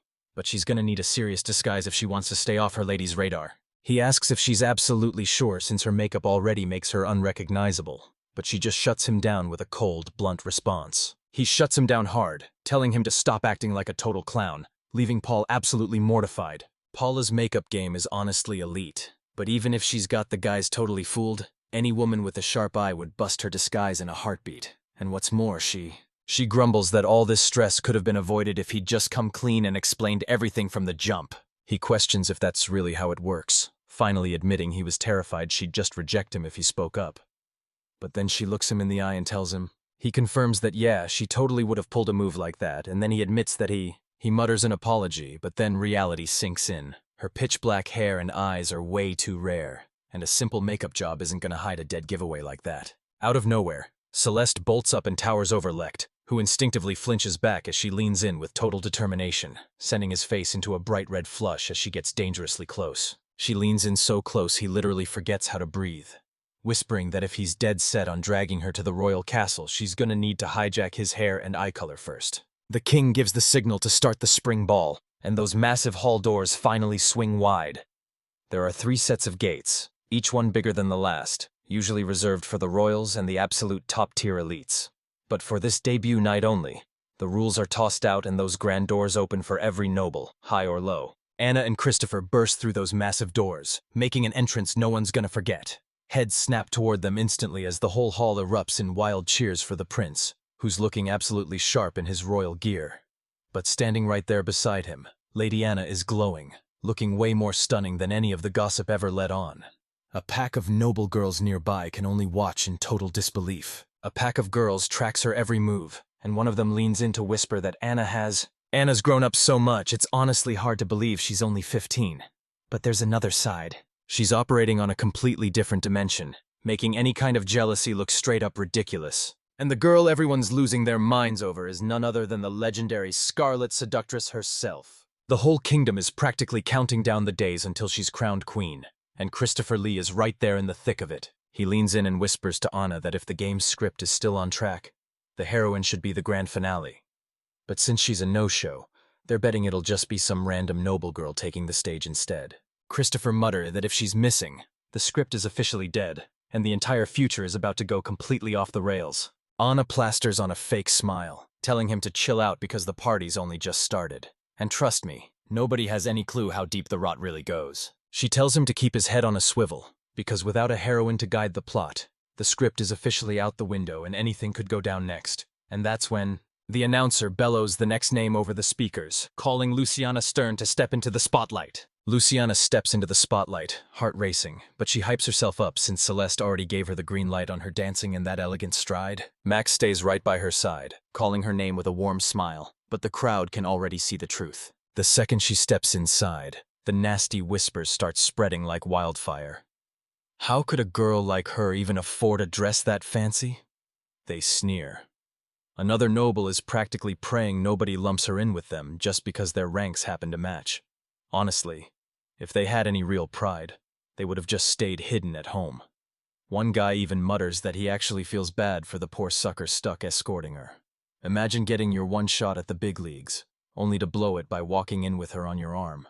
Their poisonous words just keep flying. The room went dead silent as every jaw hit the floor the second they realized the guy standing next to Luciana was the Chancellor's son. Anna's jaw hits the floor as she whispers that Lord Max is already destined to be the next Chancellor, just like his father. She knows every high-ranking lady in the kingdom is thirsty for his attention, yet he actually showed up with Luciana. This sends her into a total panic. After all, in the original game, she's supposed to be the only one left standing. In the game, Max rolls up solo, but right here at this ball, he makes his big move by asking to escort the heroine to the next event. And Christopher is absolutely seething because that lying traitor swore he didn't have any girls in his life. The moment Max and Luciana step into the hall, the entire room goes dead silent, and the tension becomes thick enough to choke on. They march toward the king and queen looking stiff as boards, and totally out of their element. While Anna is literally vibrating, fighting for her life to keep it together. Luciana is 100% her type, a total sweetheart and an absolute cinnamon roll. She's dying to give Max a massive high five because, damn, he really scored big here. Meanwhile, Christopher is shaking, but definitely not out of excitement. As far as he's concerned, that backstabbing traitor can rot in hell. Why on earth is his date exactly his freaking type? The second those girls step into the ballroom, the orchestra strikes up a sweeping waltz to kick off the very first dance. True to tradition, the king and queen ignite the dance floor as the party joins in, finally making their grand, high-stakes debut into the spotlight. But every eye in the room was locked onto just two power couples, Anna and Christopher, and Luciana and Maxwell. Not a single soul even looked at the other ladies, turning the whole night into an absolute disaster and crushing their only chance. The Chancellor sidles up to Count Rudelberg, raving about how stunning his daughter is, and openly admitting that when the Chancellor nearly wiped out off his chair when he heard his son, who's usually a total loner, actually brought a date. But looking at that literal fairy princess, you can't blame the guy for being completely whipped. The Count is sweating bullets, praying they didn't cause a scene, but the Chancellor just chuckles and says he's actually relieved because he already had a hunch. He figured this guy was just using his son to suck up to him.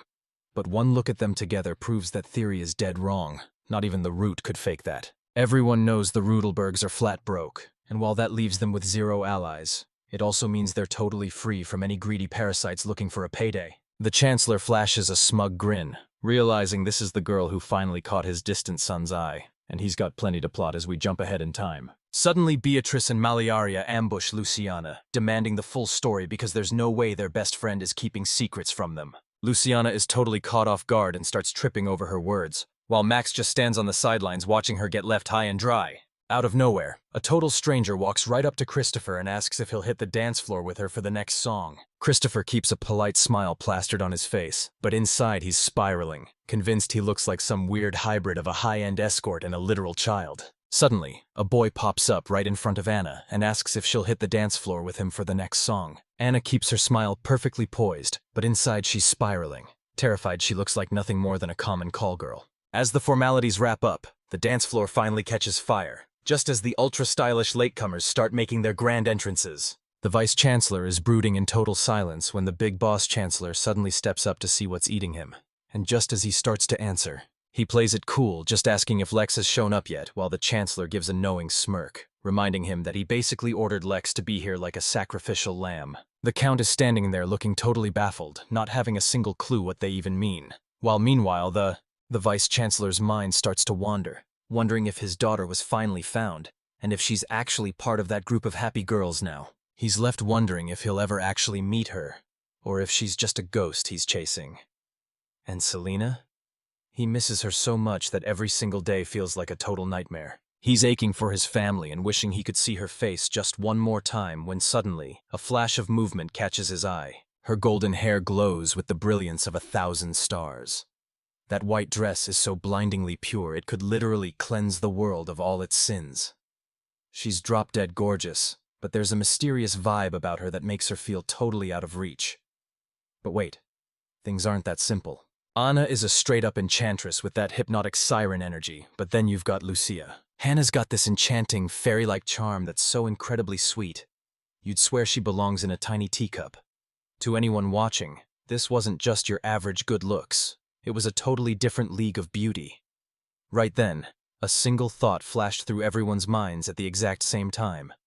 She's a literal angel. A literal angel is hiding in plain sight, calling the shots as the Chancellor of the United States. Alcala quips that for a fleet, this ball is definitely packing its fair share of bells. In a split second, the Vice-Chancellor catches sight of a girl and, through his crushing grief, wonders if his long-lost Selena has finally returned to him, but he quickly brushes the idea aside, reasoning that while hair is easy to fake, there's just no way to replicate Selena's signature blue eyes. Lex rushes over to apologize for the delay, but the Vice-Chancellor just laughs it off, betting that showing up late might actually be a genius power move, until his eyes land on the mystery girl on Lex's arm. And as he asks who she is, she just flashes him a confident smile. She flashes a polite grin, introduces herself as Cecilia, and gives him a super warm welcome all over again. He's left reeling once again, realizing fate is playing a twisted game tonight, because Cecilia is the exact name he'd planned to give his own daughter to welcome her into the world of nobility. Back on the sidelines, Luciana's squad is buzzing and pointing, absolutely dying to know where this girl got such an insane glow-up. Seriously, what is up with all these top-tier beauties popping up lately? They're making Miljara and her crew look like total background characters. Luciana narrows her eyes, scanning the girl from head to toe until her heart stops. It's Celeste. It's really her. She forces out one last polite smile under Luciana's intense glare, desperately trying to trick herself into thinking they're total strangers. I know, right? Suddenly, every girl in the vicinity is practically tripping over themselves just to get her attention. Lex holds up a hand to set the record straight, explaining she's not a noble, and has never even been to a party this fancy, but right then, a lady nearby. He starts poking fun at how the guy who usually never even shows his face, let alone with a date, suddenly rolled up with a girl he just met, making her wonder if Cecilia is actually someone special. As the room erupts into a storm of whispers, Lecht is secretly losing his mind, reminded exactly why he avoids these crowds. These women just won't stop their relentless gossiping. Celeste's Aunt Christiana and Maxwell's mother Haumea are watching the whole thing go down from the sidelines. Lecht catches a glimpse of Cecilia and realizes something wild. Even with those noble mean girls breathing down her neck, she's staying cool as ice and taking every insult like an absolute pro. Lecht was totally clueless that Celeste's calm smile was just a front for the absolute chaos brewing inside her. She wasn't just rattled, she was freaking out to her very core. It wasn't the girls talking trash in front of her that had her shaking, but the soul-chilling glare piercing her from behind. She could feel Luciana's eyes burning into her, and trust me, that wasn't just a look, it was a full-on death glare. Luciana's mom realizes they're the exact same age and immediately starts playing matchmaker, trying her best to set up a meeting between them. Celeste's mind screams absolutely not, because even if the Countess means well, this is her total worst-case scenario, and she's got to find a way to flip the script before everything goes south. She whips around to Lecht, face glowing bright red, and asks him for a dance, and even he is caught completely off guard. Even he's left completely stunned by her sudden burst of confidence. Celeste is desperately scrambling to save face, but she's just proving how low class she really is. Not only did she rudely cut off a noblewoman, but in this society, a girl asking a guy to dance is seen as the ultimate act of trashy desperation. He gives in, takes her hand, and they shuffle forward in the most painfully awkward way possible. They hit the dance floor, and you can bet every girl in the crowd has their eyes glued to the action. The onlookers can't help but grin at how precious they look, and honestly, they're so freaking cute that the whole crowd just decides to give them a total pass. Christiana leans in and tells Max's mom they've just hit a total goldmine of entertainment right under their noses. Max's mom nods along, a wicked smirk on her face. She was just bummed about losing her target, but now she realizes an even bigger prize has been standing right in front of her this whole time.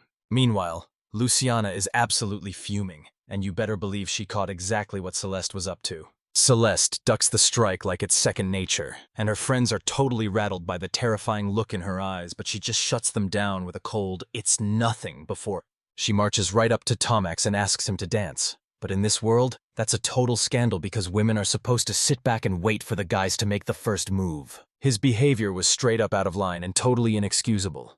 But he's so freaking adorable that everyone just gave him a free pass. Luciana practically hauls Max onto the dance floor, her hands locked onto him as she drags him into the spotlight. Her friends are standing right there, jaws hitting the floor, absolutely stunned that she actually had the guts to take charge like a total boss. One of them picks up on the fact that Luciana is about to pull something absolutely wild, so he decides to just sit back and watch the chaos unfold, and then the big day finally arrives. Celeste's mind is going a mile a minute as she spins across the floor, and her only priority is putting some serious distance between her and this girl. The second this dance is over, she's planning to ghost the entire ball, slipping through the crowd and vanishing into the night before anyone even realizes she's gone. But then she catches a glimpse of Lecht and realizes he's standing there stiff as a statue, forcing her to lean in and whisper, "Hey, are you actually freaking out right now?" Lecht plays it cool and denies being nervous, but inside he's absolutely losing it. I mean, his crush just dragged him onto the dance floor, and honestly, what guy wouldn't be a total wreck right now? Right in the middle of this mess, it hits him like a freight train. He's actually thinking about her, and he realizes, wait, is he actually falling for this girl? He's actually catching major feelings for her, and the realization catches him completely off guard. Not catches him totally off guard, sending a flush straight to his cheeks, while Celeste notices him freezing up and asks with a sweet smile if he's just not a fan of dancing. She tells him to shake off the nerves, promising that as long as he sticks to the basics, all that's left is to let go and enjoy the ride. Deep down, she feels a massive sting of guilt, realizing she's being a total hypocrite after acting like such a strict, no-nonsense drill sergeant while teaching the girl earlier. Then, out of nowhere, he pulls her into a tight embrace, leaving her completely frozen in shock. She's stunned for a heartbeat, but as the rhythm takes over, she realizes he's absolutely killing it on the dance floor, and she has to admit, this is actually a total blast. They're moving in perfect sync now, and she starts throwing some crazy moves his way just to see if he can keep up. But to her absolute shock, he's nailing every single twist and turn. She spins with absolute perfection, leaving the crowd completely jaw-dropped as her cape billows out like the wings of a celestial angel. A vibrant flash of color tears across the scene, grabbing everyone's attention, but while all eyes are on him, Anna crashes onto the sofa with a massive sigh, asking Christopher why every single guy tries to hunt her down for a dance the second she tries to say hi. All while Christopher watches another hopeful dude slide up, realizing he's stuck in the exact same nightmare. He's dying to pull her onto the dance floor, but he isn't exactly complaining about the endless line of girls begging for his attention, even if his eyes are locked onto her the entire time. He gives her a bashful look and mumbles a soft thanks for the dance, catching her so off guard that she lets out a tiny, startled squeak. Stunned by the sudden gratitude, she mumbles a quick excuse to get out of there. But just as she turns to leave, the announcer's voice booms across the entire ballroom. He shouts to the crowd, hoping they've loved the party so far, but announces that for the next song, they're about to flip the script with something totally unexpected. The annual spring ball is finally here, and this year's same-sex couple dance is about to turn Celeste's world upside down. Celeste lets out a terrified, high-pitched squeak as a chill races down her spine, only to find Luciana standing impossibly close, whispering that she's dying for a dance. Christopher stares at the dancing couple as it suddenly clicks. This is the crucial mini-event where the whole plot splits wide open depending on which girl the heroine chooses to dance with. Busting a move with your new besties skyrockets your friendship meter for massive support later. But if you choose to dance with your rival, you'll actually cool their temper and make those brutal boss fights a total breeze. Their choice boils down to their personal strategy and exactly which story path they're trying to conquer. The bromance dances don't actually change the plot, but the fangirls are going absolutely feral for them. Our guy even catches himself daydreaming about a deep, soulful stare-down with Max. But the second Anna tries to tease him with a smirk, he shuts her down instantly and won't say another word. I'm wrapping up this game, but that sweet couple's dance is the very last bit of peace before the entire night spirals into a total nightmare. The second that final note rings out, they're getting thrown straight into the next chaotic showdown. They've spent an eternity prepping for this moment, but now their guiding star is missing, and the only person who could have settled this without a massacre is officially out of the picture. If they aren't careful, this whole event is going to turn into a total body count, and Anna knows she's got to stay absolutely locked in. She stops dead in her tracks when Christopher calls her out, asking why on earth she's skipping around like a giddy schoolgirl. Anna's basically losing her mind, but hey, she just can't help herself. She's finally making her move to ask the adorable Luciana for a dance. This is easily going to be the absolute peak of her entire night. Meanwhile, we've got these two clueless idiots who completely botched the schedule and have zero idea the dance has already kicked off. The spring ball is the ultimate stage for these academy rookies to mingle and show off during the same-sex dance, but even in a sea of shimmering gowns and glowing faces, one duo steals the entire spotlight, especially that one girl. The other girls are left jaw-dropped as Luciana and Celeste light up the dance floor, realizing that while they're both absolute pros, their chemistry together is on a whole different level. They've got this in the bag. Even with the roles totally flipped, they've been mastering every single step of this routine together for years. But even then, Celeste is convinced the young miss has never actually played a male role before. Talk about a total hypocrite. She just shut her down for doing the exact same thing she warned her about only yesterday. She's taking charge with such surgical precision that there's zero room for even a single mistake. This girl is a total natural. She knows exactly how to step up and dominate the male lead's role. She's straight up devouring every single lesson she's been taught, and get this, Luciana actually looks like she's having a blast, and despite being desperate to escape just moments ago, she's suddenly having serious second thoughts. Ariana's rage totally evaporates as she loses herself to the rhythm and decides to just own the dance floor, until out of nowhere, a flash of light so intense it practically melts. Their retinas explodes around them, and just as they're wondering where it's coming from, a massive rip. Panic ripples through the crowd as everyone starts to freak out. Luciana clocks the disaster instantly and shoots Celeste a sharp glare, desperate to shut it down before things spiral. But Celeste is totally in the zone, completely oblivious to the fact that she's the one accidentally flooding the room with this insane magical light show. Luciana slams her sharp heel right into Celeste's foot with zero mercy, and Celeste, the girl, snaps upright, her jaw dropping in absolute shock. She shrieks, demanding to know what the heck she thinks she's doing. She rants that stomping on your partner's foot is the ultimate height of disrespect. Luciana snaps back, warning her that if she doesn't pipe down, her next kick is going to land somewhere way more painful. She gestures to the chaos around them, keeping the rhythm as they tear up the dance floor. Every single one of they're speaking volumes without saying a single word. And Celeste slams her eyes shut, pouring every ounce of her focus into making that light vanish. As the flash dies out, the performance doesn't skip a beat, and the entire stadium goes absolutely wild. Lecht watches the madness unfold with a skeptical look, muttering about how bizarre that just was, while the Chancellor nods along in total agreement. The Vice-Chancellor corners Lechton to ask where Cecilia's hiding, but he admits they got totally split up during the chaos of the same-sex dance. He glares down at the object in his palm, questioning what he's even looking at as his eyes flash with pure shock. His jaw hits the floor the second he catches a glimpse of that photo. Even the Vice-Chancellor has to admit that this whole situation is straight-up bizarre. For some reason, Cecilia is a dead ringer for Selena, and it's shaking him to his core. He can't quite put his finger on it, but the resemblance is haunting. He's left spiraling, trying to make sense of the mystery. He's totally baffled and can't even begin to wrap his head around why. New hair, different eyes, nothing about this adds up. Seriously, the mind is one crazy piece of work, isn't it? Let's looking pretty shaken up and decides he's got to find her fast, figuring Luciana's already dragged her off to some hidden corner for a private interrogation. So he starts hunting through the most isolated spots he can find. Looking back, it hits him. Their very first encounter was in Averentian, right in the middle of the hunt for Miss Selena. Who would have guessed that Nina, the same girl he found wandering around lost that day, would be the one he'd end up falling head over heels for? He's doing the math and figures she's turning 15 this year. But since her big day hasn't come around yet, that puts her at a mere 14. Man, she's a full 7 years younger than him. Talk about a massive gap. And let's be real, even if they were the same age, would a girl like her ever actually choose him? Even though they've barely met, it's dead obvious she's obsessed with being a maid. It's her top priority from 1 to 100. And since marriage usually means hanging up the apron for good, he knows she'd shut him down the second he tried to make a move. He heads outside and spots the two girls just chilling on the edge of the fountain. He panics for a split second, wondering if Luciana is about to lose it on Celeste for showing up. But then Luciana's expression. Luciana locks eyes on him, whipping her head around with a glare so sharp it makes him freeze up on pure instinct. Luciana softly admits she had an absolute blast tonight and thanks him for the memories. But just as then, without even blinking, she drops a chilling ultimatum.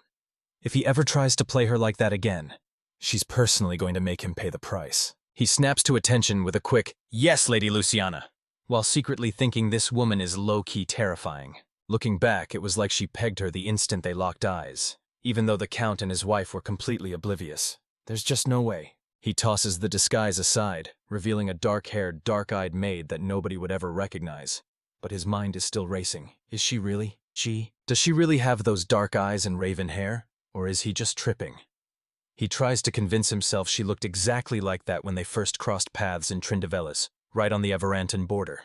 Back then, her features were as dark as the night. But a nagging voice in his head won't stop.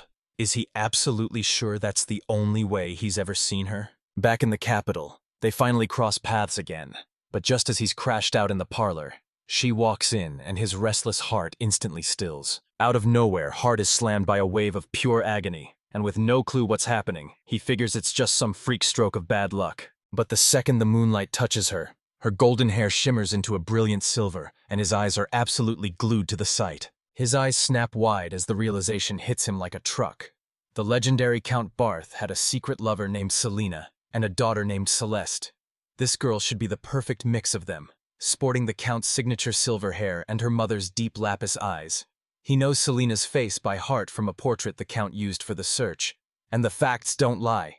She's from the exact same territory where Selena was found, and she left at the exact same time Celeste vanished. Let knows she can magically rewrite her own appearance, flipping her hair and eye colors to hide the fact that those golden locks are a total lie. The truth is, he's seen everything while watching her, his face frozen in total shock, because on that fateful day, forget the parlor. That day in the capital, he actually stumbled upon her in the bathroom, and man, her hair was the first thing he saw. With that shimmering silver hair and those deep lapis eyes, he knew right then and there. It was definitely her. She's completely clueless about the mental war he's fighting, just flashing a sweet smile and apologizing for making him track her down. And while he was so blinded by her hair and eyes before, he finally realizes her face is a total mirror image of Selena's. Right around the time Selena died, a lone girl with silver hair and those same piercing blue eyes ditched the territory, looking like the absolute spitting image of Serena. Could it really be a total fluke that she's suddenly nowhere to be found? There's no mistaking it. It has to be her, and by some insane stroke of luck, he's finally realized that Melody is actually the legendary Lady Celeste. But then he freezes, his heart doing backflips as he realizes what this means for his feelings, before instantly killing the thought. Melody just wants to be a humble maid, and if the Lord ever catches wind of her, her dream is dead on arrival. But how is he supposed to keep a secret like this from the Lord he's sworn his life to, especially when the man is absolutely desperate to finally meet her? He's racking his brain, but he realizes there's just no perfect ending where everyone walks away happy. As things hit the point of no return, he's honestly wishing he'd never even laid eyes on her, especially since Luciana was just asking if she was finally over her anger toward him. She shuts that down immediately, letting them know he's actually off the hook. Turns out the guy already begged for forgiveness before they even arrived. Since she's already moved on, Luciana decides to be merciful and cancel his date with a 100-paper fan beatdown. At least for today. She lets out a smug little smirk, thinking about how she barely escaped by the skin of her teeth while Lady Luciana was absolutely blowing a fuse just seconds ago. Luciana's honestly having the time of her life out on the dance floor, but the vibe totally dies the moment she remembers he's the one pulling the strings behind it all. This total coward actually lied through his teeth just because he didn't have the spine to ask her out for real. He wants to hit on her? Over Luciana's dead body, she marks her territory and grills her, asking point blank if he's really just a friend. Celeste just gives him a soft smile and calls him a great friend, leaving Luciana absolutely floored by the most brutal world-class friend-zoning she's ever seen in her entire life. Honestly, Celeste doesn't hate him. But that's actually the tragedy. She likes him, but she's got him totally friend-zoned. Then, her eyes suddenly sparkle as she mentions meeting a sweet girl named Paulia, a maid working at his mansion, and her face. She gets all flustered and blushes, explaining that while Paulia isn't a perfect clone of her, the girl's got serious skills. You've got to see her work a makeup brush like a total artist, honestly. She's just so incredibly tall. Lucia is an absolute creative powerhouse, and she's got a massive mountain of skills left to soak up from her. Luciana gives her a stone-cold look, thinking this guy is absolutely cooked. And even though she's rooting for his downfall, she's starting to feel a tiny bit of pity for how doomed he really is. Celeste suddenly snaps out of it and apologizes for talking his ear off, but Luciano just brushes it off, telling her she better head back before her guards start freaking out about where she vanished to. Celeste springs into action, frantically tugging and smoothing Luciana's dress until it's perfect before finally letting her go. She's not taking any chances, obsessively scrutinizing every last rune of those enchantments. Luciana's doubting if that protection charm is even real, but Celeste swears she's got her covered. And just as Luciana takes off, but Celeste freezes in her tracks, her eyes darting around the room because she's dead certain She's dead certain someone is burning a hole in her back with a glare. But the second she whips around, there's absolutely nobody in sight. She races after Luciana, asking as nicely as possible if she can cast one last shield, and Luciana agrees to humor her even though she's not exactly convinced. Luciana's left scratching her head, but Celeste just plays it cool, telling her a true lady's gotta keep her senses razor sharp, and when Luciana tries to pin down exactly what crazy spell she just used, Celeste plays it cool, explaining that her gear is designed to overclock her senses, and right now she's dialing her vision all the way up. Luciana rushes over to Max, apologizing for the holdup. Max just shrugs it off, telling her not to sweat it as long as she's having the time of her life. She beams at him and asks if he's ready to finally start working the room. Turns out, she's got a whole squad of friends she's dying to introduce him to, and Max is totally game for it. He gives a quick nod, but his eyes immediately start scanning the room because he notices that angel of hers is nowhere to be found. She tells him they've split up for the time being, and once he realizes Cecilia actually headed home, he's totally crushed. He was dying to get at least one dance with her tonight. Her face turns beet red as she huffs, calling him out for dropping lines like that right in front of his date. And while he looks totally caught off guard, before she can even laugh, she's thinking, the nerve of this guy to start joking when he looked absolutely crushed a second ago. Max is right though. Luciana totally used him just to get to Melody, kicked him to the curb, and now. But talk about a complete change of heart, because she just pulled a total 180 and She finally clocks that he's just messing with her, and he immediately stops playing around. She cuts the laughter dead and asks if they're ready. But her hand suddenly slams against her chest as that protection spell reacts, bringing back Celeste's warning that anyone targeting her with an evil eye would light up like a flare. With that glow visible only to her, Celeste warns her to track down the source and stay as far away as humanly possible. She scans the room only to lock eyes with a guy sporting a totally creepy grin, and her mind starts racing. She's thinking, what a total creep. But then the room floods with light and suddenly, she senses someone else lurking nearby, proving that this power truly lashes out at anyone who dares to show her even a hint of malice. Max was ready to play full-time bodyguard because Luciana is so sheltered. But surprisingly, she's already dodging red flags and shady characters like she's got a built-in radar for trouble. It finally clicks. That's actually the perfect quality for a high-ranking noble's wife to have. She keeps her perfect ladylike smile locked in place, but she's definitely feeling the waves of hate coming from that girl and wondering how someone so hostile can be so gorgeous. She's absolutely stunning. And Max leans in to whisper that she's actually the young Duchess of Rincator, saying, that's Count Cezone from the Finance Bureau, and he's already been officially flagged for being a total creep toward the maids. She's over there grumbling about his playboy ways, but Max calls it like it is. That lady is just seething with jealousy because she absolutely owned the spotlight tonight. She's gushing about how that night stole her heart, but Mac knows she's completely oblivious to what's really going on. The Crown Prince and Lady Victilium were the undisputed stars of the evening, but right on their heels was Lady Rinkador, the high-ranking noble everyone was dying to catch a glimpse of. But things go south fast when the crowd's fairy princess puts on a show-stopping dance with a mysterious angel, leaving Lady Ranky completely ignored and fuming during her own big debut. He warns that tomorrow is going to be a total train wreck, with every student in school breathing down the fairy princess's neck, which is the exact opposite of the low-profile life he's trying to live. He flashes a reassuring grin and tells her to keep her eyes locked on him, warning her that whatever she does, don't look down. She tells her not to worry, because he's about to introduce a few friends who are dying to lend a hand. Then, out of absolutely nowhere, she brings up his friends. Right on cue, Anna pops up and tells the fairy princess she's absolutely thrilled to finally meet her in the flesh. Christopher steps right up and reveals he's actually the crown prince, catching her so off guard she can barely stammer out how much of an honor it is to meet him. Max reassures her, telling her to just relax because there's absolutely no reason to be nervous around them. Turns out these two are way more down to earth than their intense vibes might suggest. Anna's caught off guard, insisting she never once tried to act like some high and mighty snob. Almighty whips around to Luciana, desperate to find out who that angel on the dance floor was, only for Luciana to drop the bombshell that her partner was actually Cecilia. They visibly recoil in terror the second Cecilia's name drops. Anna instantly unleashes a machine gun barrage of questions, demanding Cecilia's location and appearance before relentlessly grilling her on her birthplace and family name while Max raises his. He throws up a hand to quiet the crowd, but a totally confused Luciana shuts him down, revealing that Cecilia is already home and, get this, she's a blonde. Once again they both recoil in pure shock, unable to even explain the insanity unfolding right before their eyes. They're staring at her golden hair in total disbelief, and when a confused Luciana asks what's wrong, they finally tell her it's. Anna brushes it off like it's nothing, but her mind is absolutely racing. Could Cecilia actually be the story's legendary heroine? The math isn't adding up. Her hair is shimmering gold instead of silver, and even if her partner matches the script perfectly, she's definitely not the vice-chancellor's daughter.